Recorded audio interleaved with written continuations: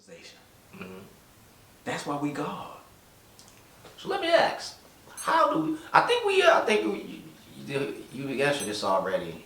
Because I'm gonna say, how do we get back to that? But it sounds like we've been discussing this whole time. So for me, man, it's about building a city, man, and it's about building a city that people exist in for decades, and giving them everything that they need within that city to create new culture. And I think that being relaxed makes you a genius. Having everything that you need will make you a genius. So my city is going to be a free city. That means that everybody that's a part of that tribe can exist in that city freely. That means whatever you want, eat, sleep, whatever recreation in there, you as a member of the tribe get to swipe your card. It's free.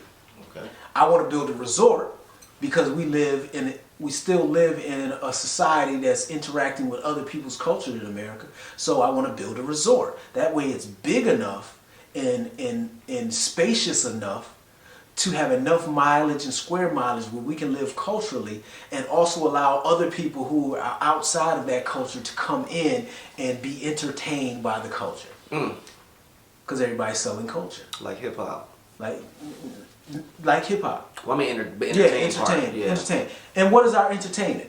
Our entertainment is just living. Like what? Yeah, you can come in at any point in time in the year and live in a free society. You can pay to live in a free society that has everything that society needs to support itself on the resort. So you can come and learn to be a carpenter. You can come and just sit at the water all day and be a scholar, talking to other scholars. You can come and be a scientist. I'm talking about everything. You can come and learn to reverse engineer your camera.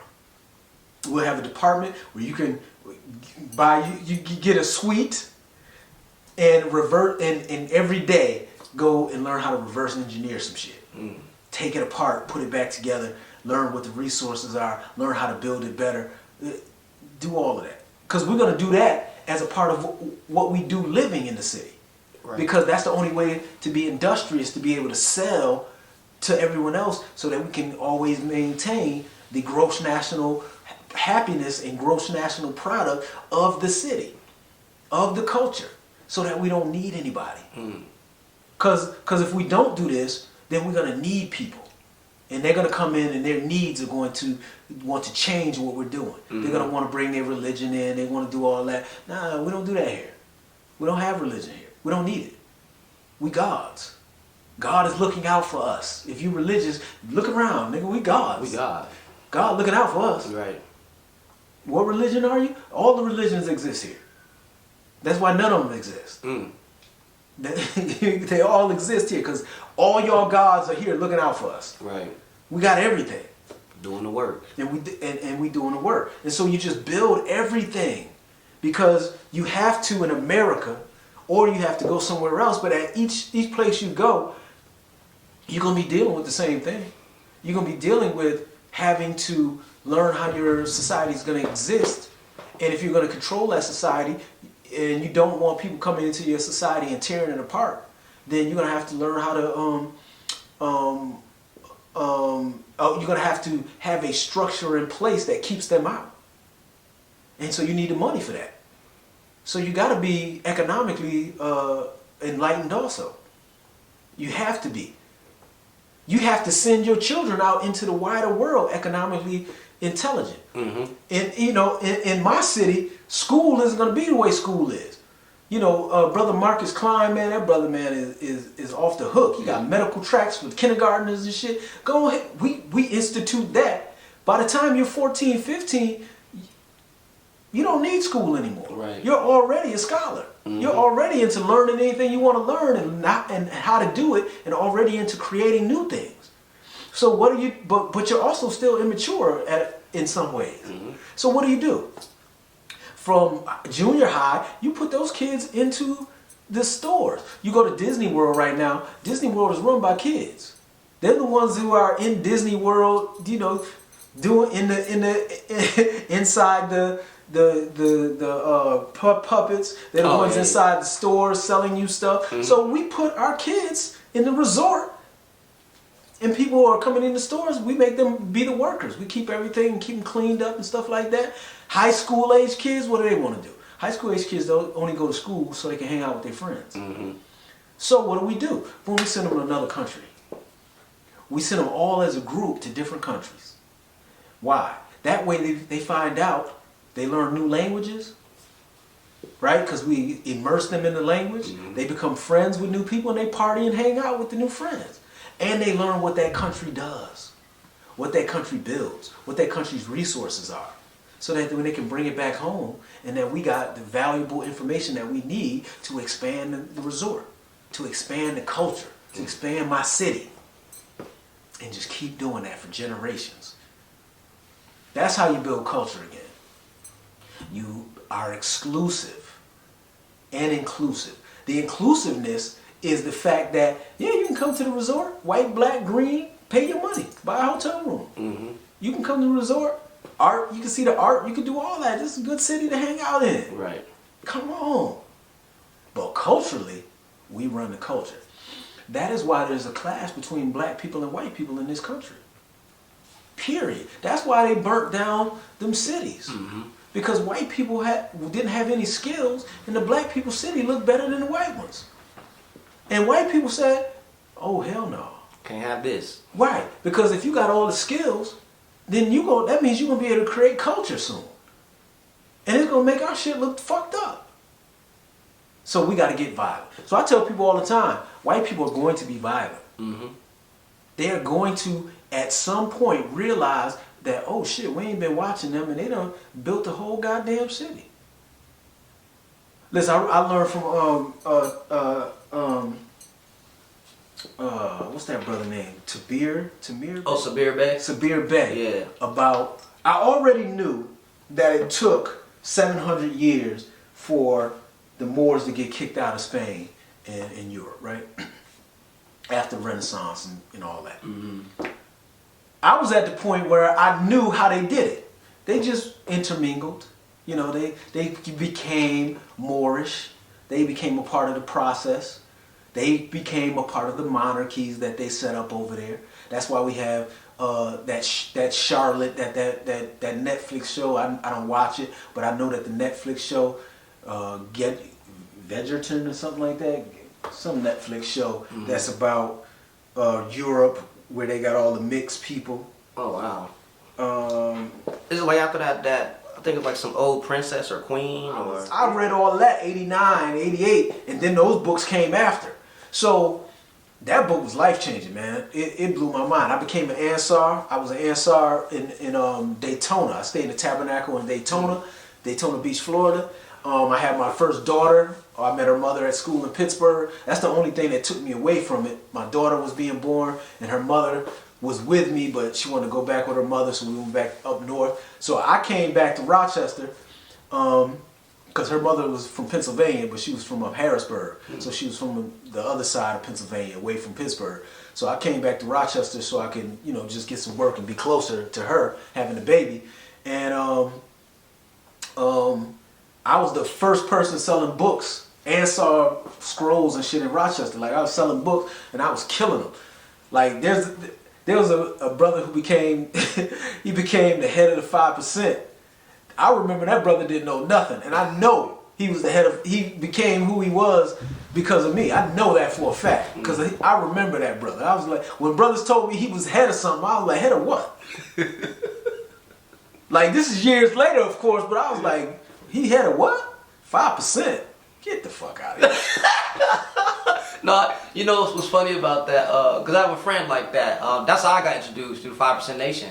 And my friend, he's just a Muslim now. But me, I was pro-black, the Pan-African, and he be on my head like, fuck that shit. He was like, I remember you he always remind me, and he humbles me. He's like, I remember you was eating bologna sandwiches, and But you never know the seeds, though. Right. That's really what I'm trying to say. Like, you don't know the seeds you putting out there. Right. Man, I'm sure I was influenced a lot of people because I held court, man, and I've always been like this. But so that was one of those books that really got me. There are a lot of my books are sets of books though. Mm-hmm. There are 2 other sets of books that blew my mind also. Okay, this is 4. Okay. Yeah, this is 4. Okay. And you could tell like these books ain't even the usual books. The 4th set of books was some books by Carlos Castaneda. Mm. So if y'all don't know who Carlos Castaneda is, you need to find out about Carlos Castaneda. So in the 80s when everybody was really going gung-ho, Egypt and ancient Kemet, I wasn't. What? Like, it just didn't appeal to me. I read the Medulla Tear like everybody else. I read the books, but I didn't have that. I didn't change my name to a Kemetic name or anything like that. You know what I'm saying? My name was Haqi from then, and it just didn't resonate with me. But I listened to X-Clan for years and all that stuff. That's all I listened to. Matter of fact, only the conscious shit. That's all I listened to. Mm-hmm. But I was definitely not one of those who was really deep into Egypt. You know what I'm saying? Mm-hmm. I went more towards Mexico and the Olmec because those heads had captivated me because one of them looked like my uncle. Oh, wow. And for real, like my Uncle Paul was my mother's brother, and my Uncle Paul went to Vietnam as a kid, 17 or something like that, so he was really fucked up from Vietnam. But he would come and stay with us in the winter times. Because, in the summer he just was roaming. And so when I was young, he used to bother me because, we had one channel. He would watch Westerns all day, fuck up my whole program, you know what I'm saying? And be really tough on me too, you know what I'm saying? As the oldest kid, I was the oldest kid, so my uncle was really tough on me, man-wise. And you don't really recognize, because you don't have consistency of that, as a man, you don't really recognize how men are. Mm-hmm. Like now I know, because I took some time out and studied manhood too for about 3 or 4 years. But now I know that most of the stuff that people complain about as men is just men being men. Right. Like a lot of men would be like, yo, my father was mean. No, your father wasn't. He was just a man. He was serious. Yeah, he's just serious. Right. And now they get it, but they're still using the word mean, even though they get it. Because they're saying my father was mean, but I get it now. No, he wasn't mean. He was just serious. It was just this is the way it is, and that's it. Mm-hmm. Your mothers are there to comfort you and to nurture you and to coddle you. Fathers are there to be like, yo, this is the line to discipline you. The line you gotta toe. Mm-hmm. So I looked into that Mexico shit and I started to see a lot of correlations between Mexico and Egypt. So I was like, oh shit, this is the same shit. And that's what led me to really be more wisdom-based because, like I said, it was Leviathan was life-changing, but also being an Ansar was life-changing because Dr. York was stopped. He wasn't being Dr. York anymore. He wasn't Imam Isa anymore because he was Imam Isa as an Ansar. He was Dr. York when it was the Nubian Islamic Hebrew mission. He was changing. And in that time, he was like, you ain't got to be Muslim. You ain't got to pray. Why? Because now he was going into the Kemetic shit. He was Amma, Nubi, Roa, Pa. So he was giving everybody everything. He was doing the levels. So by that time, I was like, oh, it's all the same. And the correlations of other readings I was having was showing me it was all the same. Daniken, what's his name? What is his name? Old white dude who wrote a whole bunch of books about blacks as gods and all this other shit. I can't remember his name right now. But all of those books, like I told you, I read in the bookstore and didn't buy, correlate our different cultures across the globe. So we got the best, that's in Mexico too. We got the calendars. Egypt has their own calendar. It's all the same. It has the same similarity, so similar that being so far apart can't be coincidence that at one point they weren't together. Right. So when I looked at it that way, I just started looking for shamans and Sufis. I got into Sufism and realized that Sufism is just about wisdom. It's like being a Buddha. So it's like you actually being Buddha. So I got into all that. So I studied more of the shamanistic stuff first. So I got to Carlos Castaneda, who was about Yaqui Indians. Those are black Indians. All these Aboriginal brothers right now, you start talking to them and you'll hear about the Yaqui in Mexico. Yaqui are black. Okay. So those brothers, he was a Yaqui Indian. He was living in LA and he wanted to get into hallucinogenics. So mushrooms and peyote and stuff like that. And he was writing a paper on it. And he got caught up with a guy named Don Juan, who they told him was a master of that. And Don Juan was a sorcerer. So this whole series of books is about Don Juan picking him to be his Nagal, which is the head sorcerer. And the head sorcerer picks all his other little tribal crew. And their goal as Nagal is to pass from one existence to the next, fully conscious of the last life they lived. So that's what sorcery was about. It's about slipping through the veil and being fully conscious as you move from one reality to the next. So his series of books, Carlos Castaneda's series of books, I think the first one is called Journey to Ixtlan. So y'all can look those up. That right there changed my shit, because that got me into shamanism. Once that gets you into shamanism, gets you into hallucinogenics, it gets you into altered states of reality. Everybody's into, what do they call it? Lucid dreaming and all that other stuff. Astral projection. Astral projection. That's all that. He did a whole thing on astral projection because he had Carlos jump off a cliff on a mountain. But the process to teach him how to do it is really astral projection. It's energy projection. He's saying to him, you don't actually jump. You feel your energy, because he's talking about energy bottoms. He's talking about energy beings. He's talking about how the body is energy and there's layers like an onion skin. And he's teaching all of this shit. And you think it's about sorcery. No, this is physics. Man, this is what I'm telling you. Everything about existence is all balance. It's all the same. It's just different words for it, different plays, and differences in awarenesses. So he's telling them, you don't jump. They never jumped. What they did is projected their energy to the bottom and then traveled the energy field down to the bottom. Now, it looks to everybody else like you jumped and you lived jumping off a cliff, but that's not what you did. What you did was you felt the rock down at the bottom. You connected with the rock's energy and you moved from the top to the bottom down the energy field. That's what, those books blew my mind. There's a series of those. Okay. First, Carlos Castaneda is the writer. That was the brother that wrote it. Journey to Ixtlan. It was one of the first ones. Find the series, get into that. At the same time I read, because everybody was still in Egypt, I read a book by a French writer. His name is Christian Jacques.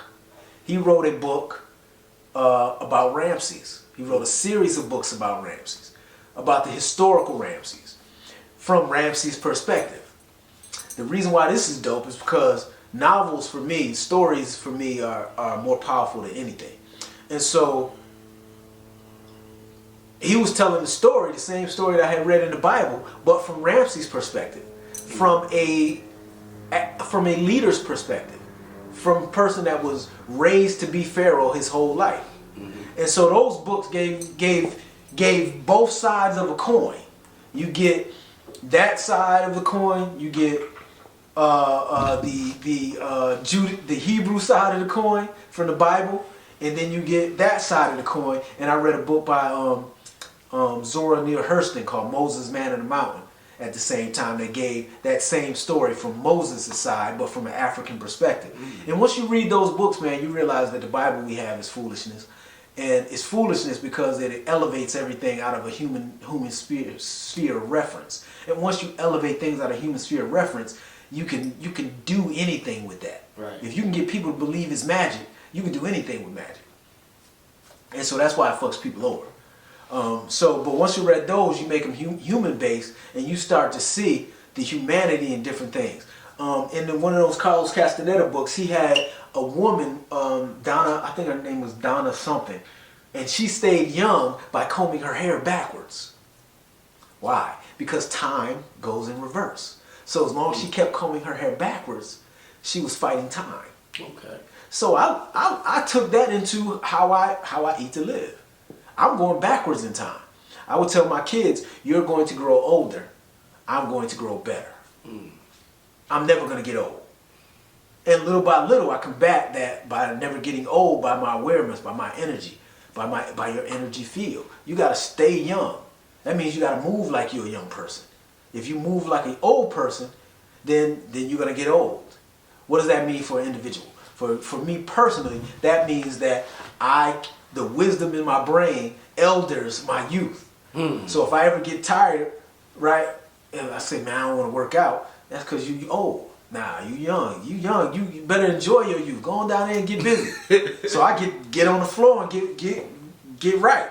And be like, yeah, you're right. I talking to myself. The elder in me is saying, yo, you got to be ready to battle these young boys. I can get in the ring and spar still. I'm not tired. I'm half a century, so I can get busy. So that set of books, and for me, it's more not about the book, but the time frames they came. They catapulted me in time frames from Nation of Islam to being an Ansar to being now, kind of in understanding how physics works. There's another book called Holographic Universe that I got into real deep and married the shamanism with the physics. Like I tell people all the time, magic is physics. It's sorcery, it's energetic levels. These are the same thing. It's all the same thing. More recently, I think, and after that, I kind of stopped reading a little. And more recently, it became, I can't really pinpoint the book, but it became more about writing my own book. So I'll say number 5 is my book that I'm writing right now. And what happened with that was, once you go through all that experience, man, and you have children, do you have any kids? No, sir. All right, cool. So I'm going to give you some wisdom. Please. When you have kids, what's going to happen is at some point, you're going to look at that child and go, this is who my child is. So I had my first child when I was 16, and that was a son. I wasn't in his life at that young age as much as I needed to be. And so but it wasn't for lack of trying. There was a whole bunch of family issues and shit like that. His family, my family, that kept me, I'll be honest, I was just too young, and, the grandmother was like, what you gonna do? And I'm like, I can barely get a job. All I want to do is be here. You know what I'm saying? And I couldn't do that. So there was a lot of space between me and him, and some other things that led to just more space. But in the time from when I had him to when I had my daughter at 20, those 4 years, I was thinking so much about him and how I couldn't father him properly that I became a better father by the time his sister came. Now, it worked out where I was able to raise her myself as a single father. Me and her mother were in 2 different places. She had another baby and couldn't take care of both of them, so I was able to get my daughter. Now, I was 27, 28 when I realized that, damn, my daughter wasn't going to be like me because she was already me. So anybody that knows me from Rochester, they'll tell you I always had my daughter with me. I didn't go anywhere my daughter couldn't go. I didn't go out at night. I just didn't go anywhere. I didn't go out that much anyway. By that point, I was already too deep into my studies at 21, 22. I didn't want to hang out all night. I did all my drinking and smoking like 12 to 14 when I was young. Right. Because it's New York, you know what I'm saying? Just early. By the time I was 19, 20 in the Ansar and all that, I wasn't doing any of that. So it wasn't worth going out and doing all that shit. So, but I looked at her. She would be with me while I was selling books and scrolls. She would be with me while I was debating. She would be with me. And, I realized like, she wasn't really gung-ho and passionate about that because that's who she comes from. Right. So I was like, yo, who's going to marry my daughter? And that was a real thought for me. And I was like, I don't know who she gonna marry. Because I took her through too many schools. Because I was an Ansar, and Ansars is taking you through schools. Anything she wants to know about, she can find out from me because I actually lived it. Right. And that happened. And when she went to university, you know, they ask you who you are, you're a Muslim and all that. My daughter was like, what are we? And at that point, I didn't have a religion. So I was just like, tell them you're a Muslim. When you were born, you were a Muslim. So just tell them you're a Muslim, because right now you don't got a religion. You're a goddess. Right. You don't have a religion because I've taught you are God. You're divine. You're a Netaru. You're the people of the all. As human beings, as all things are all. So at every level, whatever we have on this planet is a divinity in its species. Plants are divine as plants. They all like, yo, we divine. We do this plant shit. Right. So we people. What kind of people you gonna be? You gonna be a divine person, or you just gonna be like, fuck it, I'm just be the bottom of the barrel? Right.